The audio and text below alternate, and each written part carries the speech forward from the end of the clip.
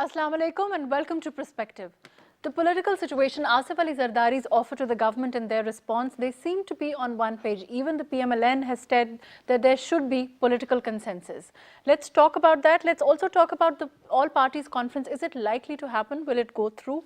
And the joint opposition that was brewing, will we see more of that? We'll also be talking about the intolerance, extremism in society and whether all the political parties are on one page and what can be done jointly to combat such a menace to our society.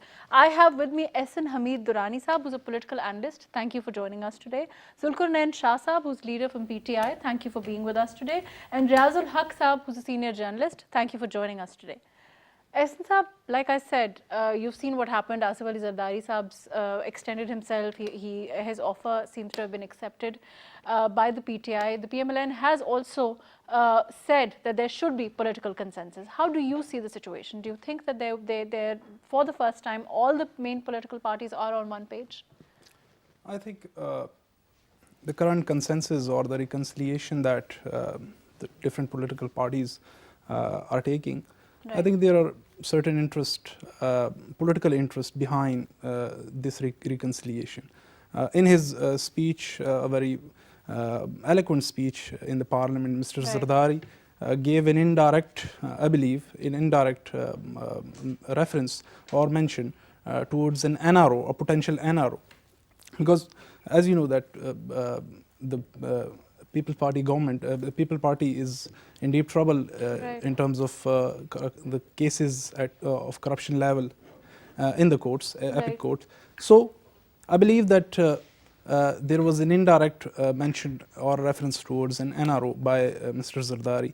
So I don't think this is something new in the political scenario. You think that behind his offer to perhaps stand with the government, there is a potential NRO lurking? Yes, I believe there are some bargaining chips that he's using for this purpose. But so when there is such a strong message from the Prime Minister, from the first tier to the lowest tier of the PTI as far as accountability is concerned, do you think that that's likely?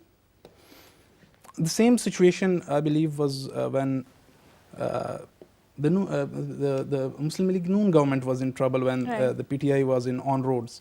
So Zardari offered or lended his hand and support to the incumbent government at that time. So I think he's playing the same cards again, in order to survive his party. Right. So let's ask Zulqarnain Sahab. I think he might be in a better position to tell us. Zulqarnain Sahab, do you think that can be behind this extension, this offer of Zardari Sahab? Thank you. First of all, we appreciate the initiative of the Asif Zardari right. For the reconciliation, not in the term of the reconciliation, because PTI is very much clear about the zero tolerance policy and corruption. It was our agenda for the election on this issue, and we are very much clear that the survival of the Pakistan is in the position of the zero tolerance and the corruption. Number one. Number two, we know and we appreciate and we accept the mandate of the other parties, PMLN, People Party and other parties. Right. And it is a time for the Pakistan that every party should come on the one stage, above and beyond the politics, beyond his mandate and his voting structure. At some issues, every party should come on the one page. But and it's a good thing for from the People Party that they behave just like a mature political party, but the cases are different. NAB is independent. You think it's not? You think that there is nothing behind this change of heart, so to speak? If People Party is thinking on this line, but PTI doesn't think on this line, because PTI is very much clear about that NAB is independent. You're saying that there will not be a compromise on accountability, regardless of not at any level, not at any stage, not at any level, on corruption cases, because NAB is independent. Because certainly it seems to be a change of heart from Asif Zardari Saab's side, does it not? I can't comment on the Asif Zardari here, but basically the issue with the People Party is raising, it's no intentions. I'm not talking about his intention. I'm saying that he seems to have changed his stance. In the current scenario, it's a good move.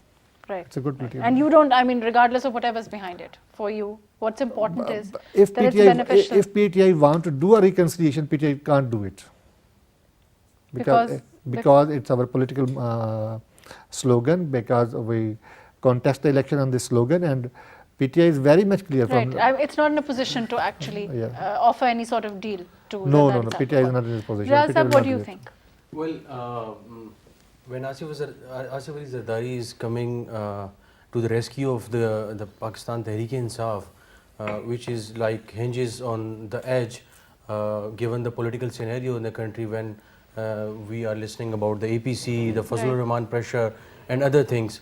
So it is not something out of blue, or it was like something second thought or something else, but it is a well-planned olive branch from the Asif Ali Zardari, because he is known a politician, very shrewd. Right. So it's not something like he just talked in the National Assembly and it was nothing. It was a completely planned.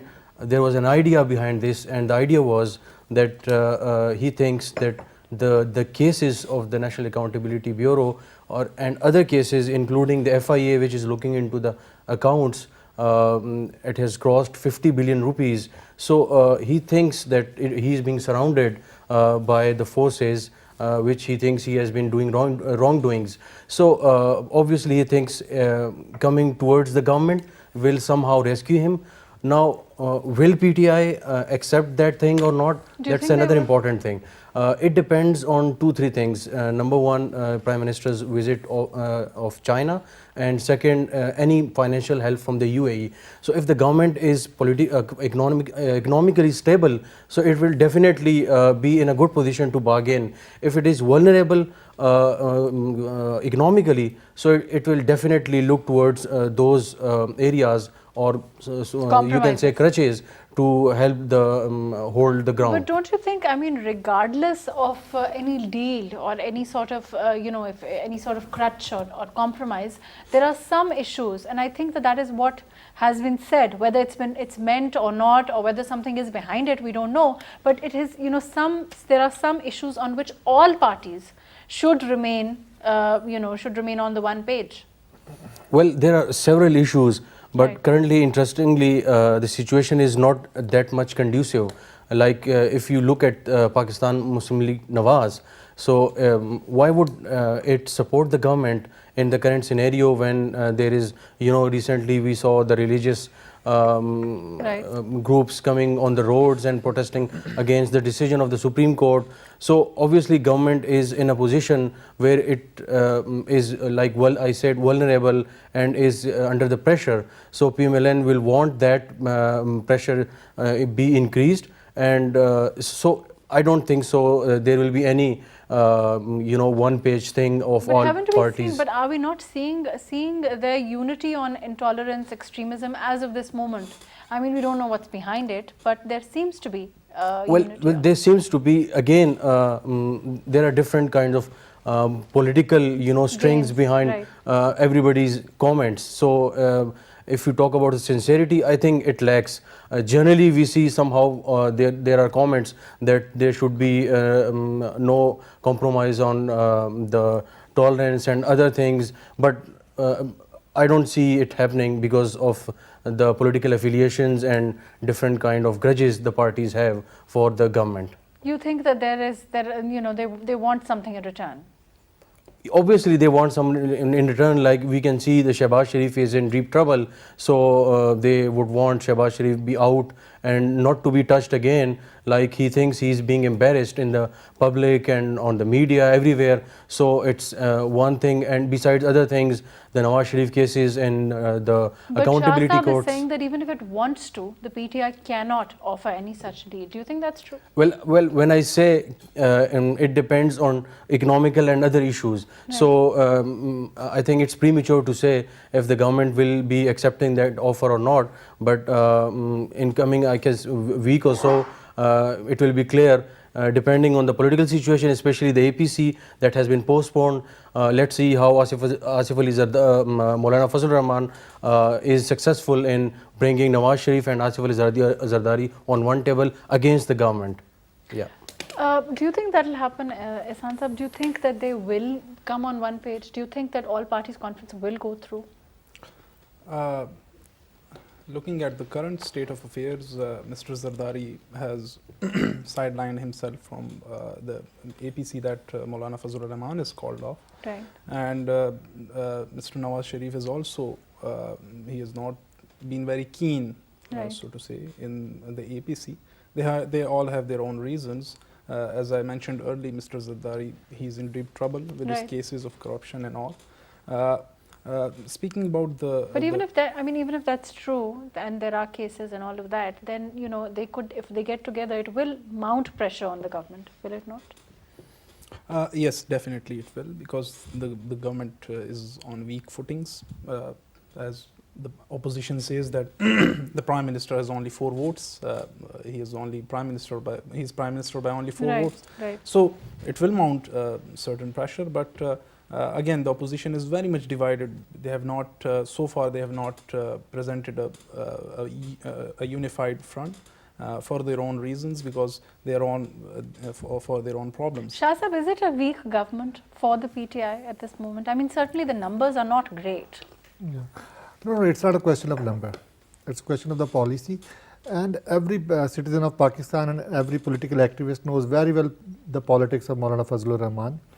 And both parties, PMLN and People Party, they are very much clear about the intention of the Maulana Fazlur Rahman, Right. what he wants to achieve. What is the intention? Only to come back into the power. Only one agenda of the Maulana Fazlur Rahman, nothing. And the simple But agenda. one would presume that's If- the agenda not only of Mia Fazlur Today, Rahman. if PTI Right, offer Maulana Fazlur Rahman to join hand, he will forget all the things. right. It's only a basic agenda, but And now, PTI will not offer. how can we offer? Right. At any stage, Maulana Fazlur Rahman, you know, it's very clear, it's very much clear about his politics and his attitude. People But Party, he has in the past been able to get different parties together. Let's not underestimate him, no? No doubt he tried. He tried to play the role of the Nawab Nasrullah Khan, but there's a lot of a difference between Nawab Nasrullah Khan and Maulana Fazlur Rahman. Right. He was a great man, and you know very much Right. Maulana Fazlur Rahman. I'll come back to Riaz sahab. Well, you asked if this is the weak government.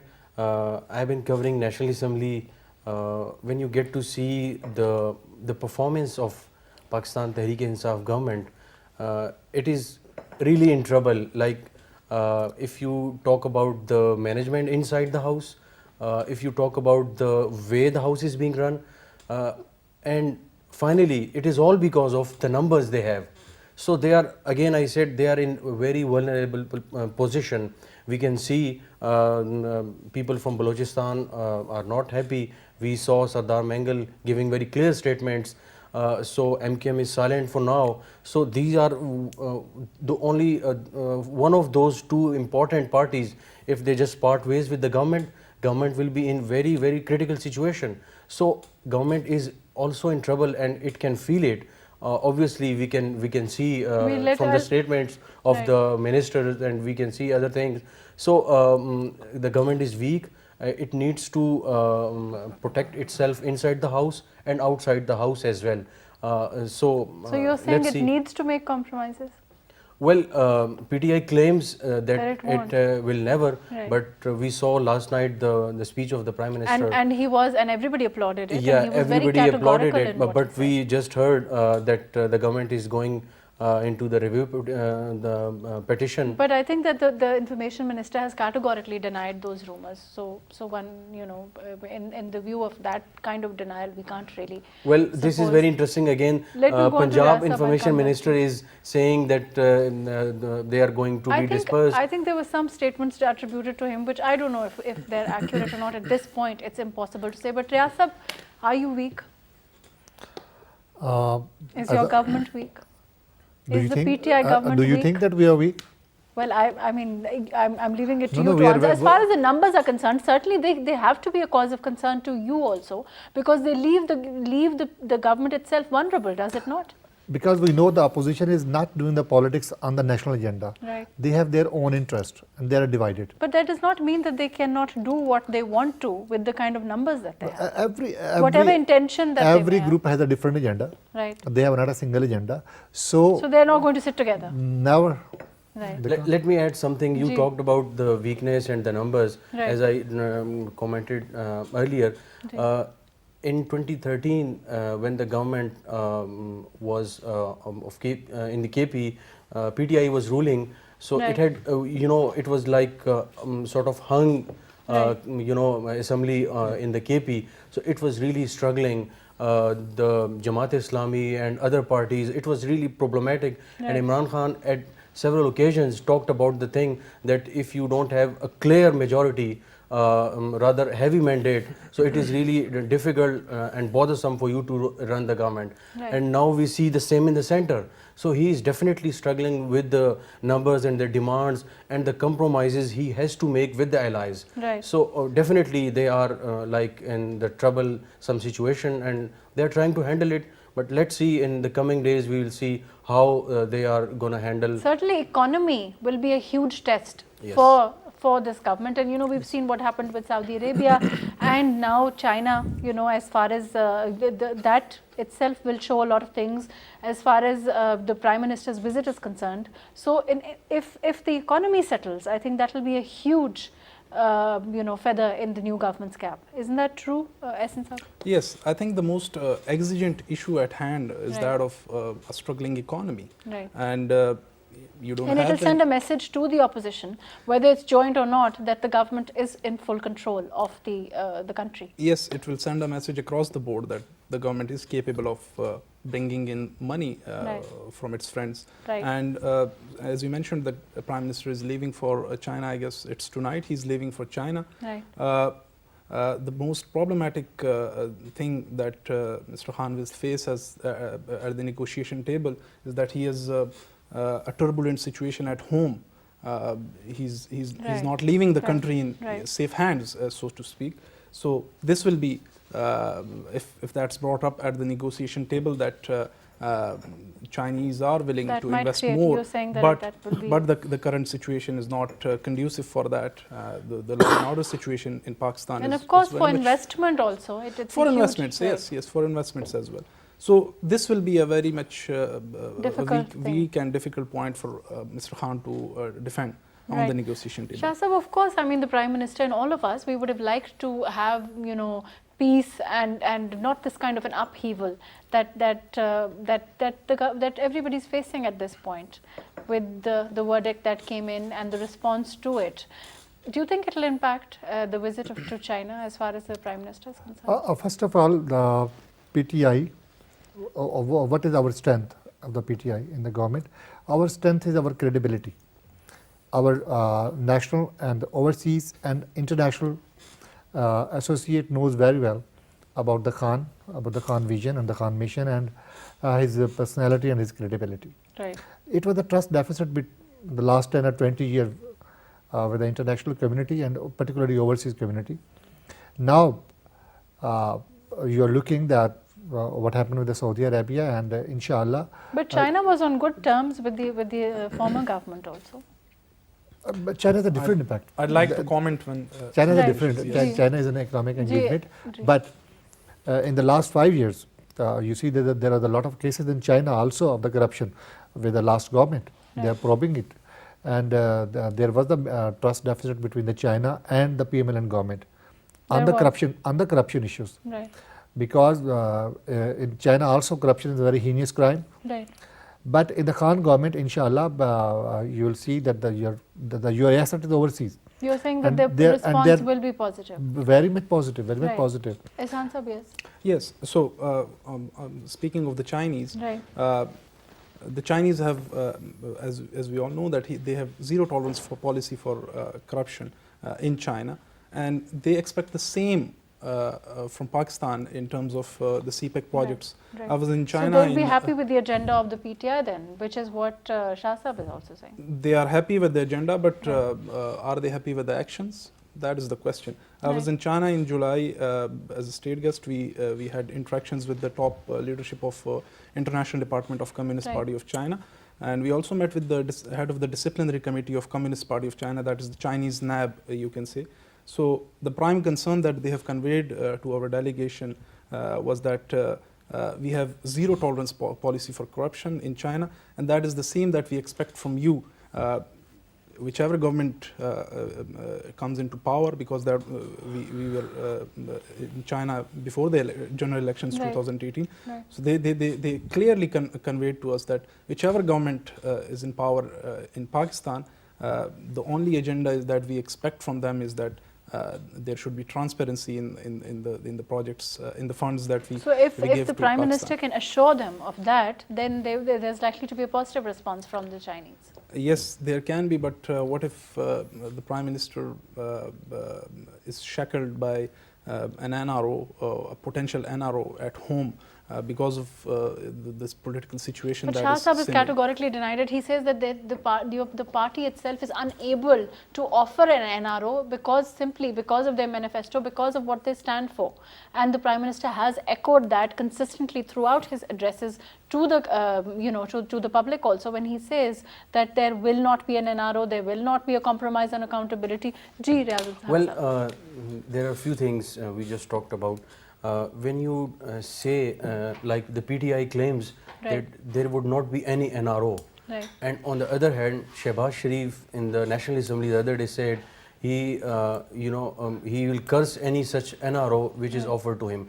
So the government should clarify what is the NRO, who is asking for NRO, and if this is not the government who is recommending it, so they should clarify it, clear the mist, so everybody can know what is the NRO and what is this.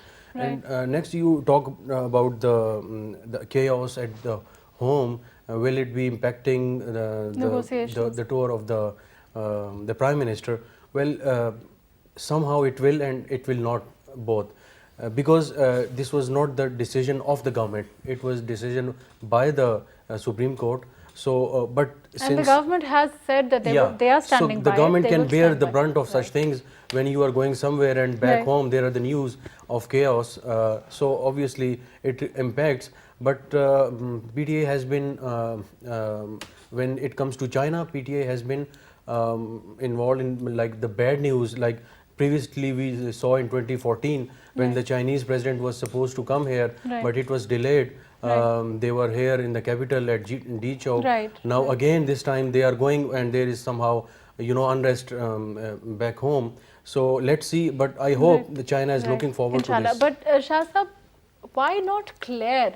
Riazul Haq Sahab has a point. I mean, there have been so many rumors about an NRO. Earlier on also, the government, the PMLN saying, well, we didn't really ask for an NRO. The government saying, implying that there will not be an NRO, therefore implying that someone has asked for one. Why not clear it? Why not make it clear who has asked for it and why the government, and that the government is denying it because of its own stance on accountability. Unfortunately, NRO is a hallucination of your history. Right. It's a history of the Pakistan. You're saying no one's asked for it. First, NRO is your historical movement, and it happened many times in the Musharraf regime and other regime. Will the history repeat itself? Never. That is the question. Never and never. So then why all of these rumors surrounding the NRO? Why not lay them to the rest finally? You are creating the perception from the gesture of the Asif Zardari and the PMLN government. No, this was earlier. This was earlier on also, before, when the PMLN, maybe a week ago, when the PMLN also said categorically that we have not asked for an NRO. Maybe it would be the intention of the PMLN and Asif Zardari, but PTI. Right. At every stage, from the worker to the Prime Minister, they are very much clear that there will not be at this time, Pakistan can't bear the NRO. It will be the disaster if PTI do it. It will be the disaster for the And like you Pakistan. said that, you know, as far as NAB is concerned, if NAB is indeed It is independent. then the government cannot really offer it. And even if it does, I mean, as far as the last NRO is concerned, it happened because there was a military dictatorship. Ma'am, your judiciary If is there is, independent. right, if there is, you know, a functioning democracy like we have at this point, where all institutions, the judiciary, the legislature, you know, the government, as far as that is concerned, the executive, so how will an NRO come and under what guise, and you know, that itself is a question that I think nobody has at this answered. stage, if any government, not only PTI, Right. no government can't implement the NRO because your judiciary is independent, your NAB is independent, Right. your institution are going to getting a strength. Right. So now it's not possible for there's no the question political of an party, NRO, right. particularly PTI. Right. Well, that is the government. Yeah. Ahsan sir, in your opinion, how do you see, I mean, leaving aside the NRO, leaving aside, let's talk about extremism, let's talk about intolerance, that is, you know, a huge issue for us at this point, for everyone, for the public, for every man on the street, for the children going to schools, who are not being able to do that. The National Action Plan, perhaps, you know, we need to check the places where it was left off. We need to go back and, you know, look at it more more strongly so that we can perhaps revisit it. Isn't that what this government also needs to do?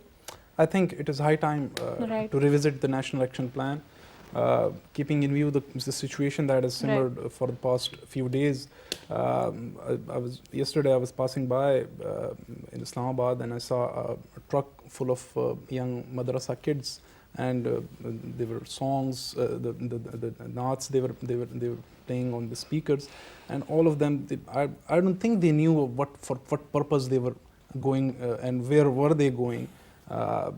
And you know, I felt very bad for the youth of this country. We have a big potential. We have more than 64% of our population is young, and this is the direction that they are being used in as a fuel for such protest and lockdowns. So I think yes, it is high time that the current government should revisit the National Action Plan, and the question of extremism as far as it is concerned.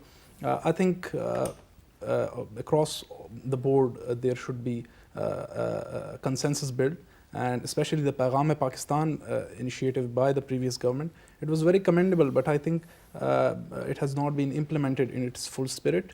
All the institutions, the civil society, the media, the youth groups, all these entities should be taken on board in full zeal and spirit, and they should be involved in the Paigam-e-Pakistan to build a counter narrative to the prevailing narratives of extremism and intolerance in Pakistan. And this is the message that we have to project internationally. When I go on international platforms and we interact with the youngsters over there, that Pakistan is a peaceful country, it's a tolerant country, and situations like these develop in my country, so it really embarrasses me. Right. And other than embarrassment also, it has a lot of consequences for our country. Shah Sahab, is the government, I mean, aren't all parties on one page as far as the National Action Plan is concerned? You know what happened after 1970, after the Afghan war? Right. And how much madrasa we have? At the current state, the current in the data is more than 32,000 registered madrasas in Pakistan after 1980. Right. There are 5 Tanzim al-Madaris, and the total number of the student is more than 22 lakhs. Can we imagine that how much money is coming into the madrasas and where from?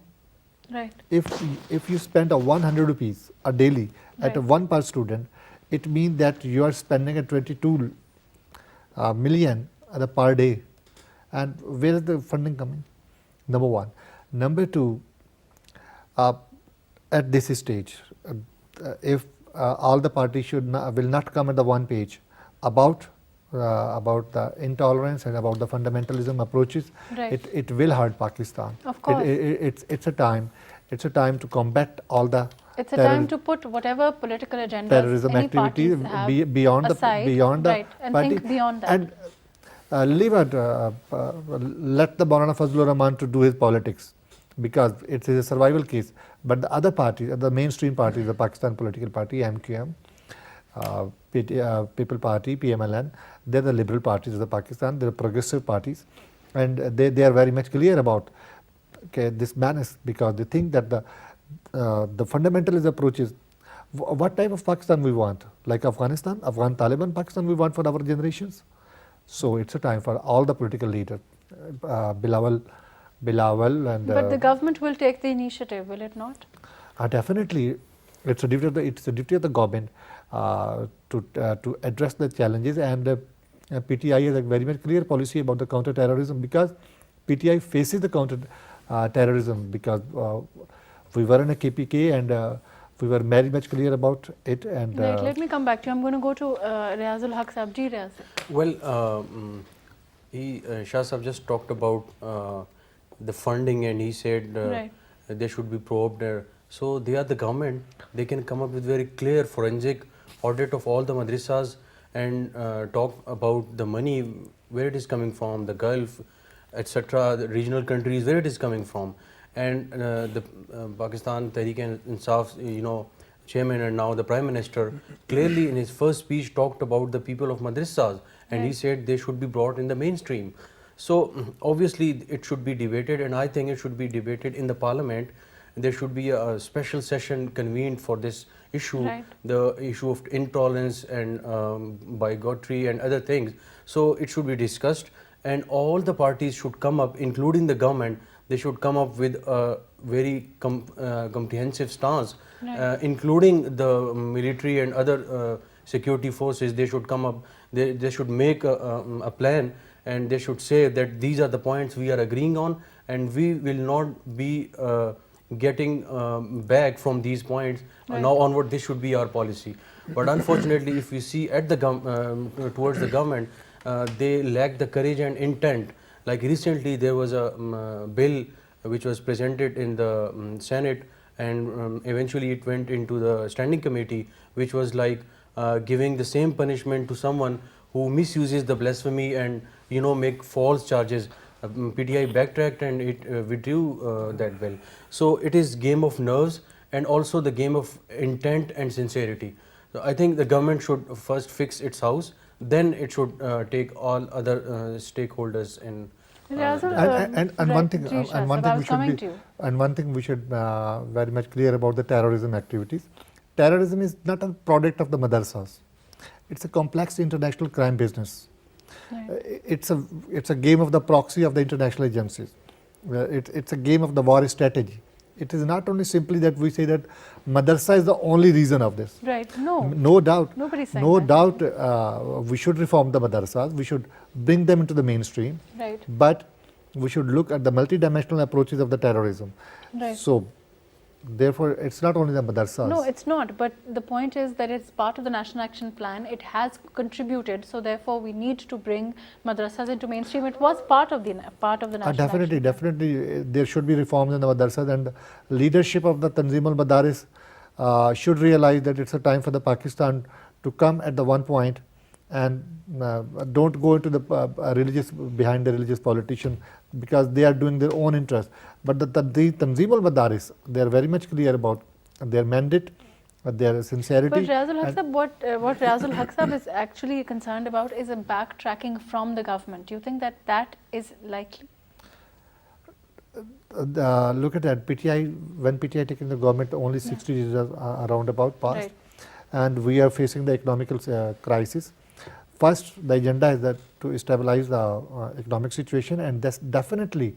Then your party, then the government, not the party, but now the government will get down to it. Definitely, they are very much serious about the National Action Plan, and we were the more criticizer of the So it is role of part the of PML. your, it is Agenda, part of it's your. the top I'd like agenda. to interject Ji, ji. here and commend a certain mayor that the PTI government in Khyber Pakhtunkhwa had taken when they were in power in Khyber Pakhtunkhwa during their last tenure. The initiative was of giving stipends to the clerics in those madrasas and mainstreaming some certain mainstreaming initiatives like taking on board the civil society in reforming the madrasas. So I think it was very good initiative, and these initiatives should be replicated on a national level and in other provinces, of giving stipends to the clerics of these madrasas and of the mosques. And this was not only confined to the mosque and the madrasas, but also they were given to the minority clerics and pastors of Christianity and Hinduism and Sikhism. So I think initiatives like these need to be taken. And coming back to Mr. Riaz's point of the policies the government must take to tackle this menace of extremism, I think the government has a lot of policies. The initiative of Paigam-e-Pakistan is a very clear-cut You're saying that it direction. needs to be implemented. It needs to be implemented, and more importantly, the civil society needs to be taken on board. Right, I think it's very important. I think you're right. These policies should not be just be relegated into the... And they are never successful when the top to bottom approach is implemented. It's very important that they not be relegated into the realm of the government only, and that the civil society actually plays its part, and it can play a huge part. There's no denying that.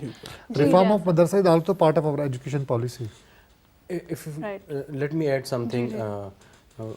Internationally, when we are going somewhere, there are certain things which are like a stigma, so that is attached to us, and we are known for that. And the topic we are just discussing, it also includes that thing that Pakistan has been the bed for the extremism, the extremist ideas, and terrorism and other things. So we know we are like around the corner to be blacklisted. I hope we are not by the FATF, the Financial Action Task Force. That is, what is that actually? That is money laundering, the money being used by the terrorist activities and other people and stakeholders related to terrorism.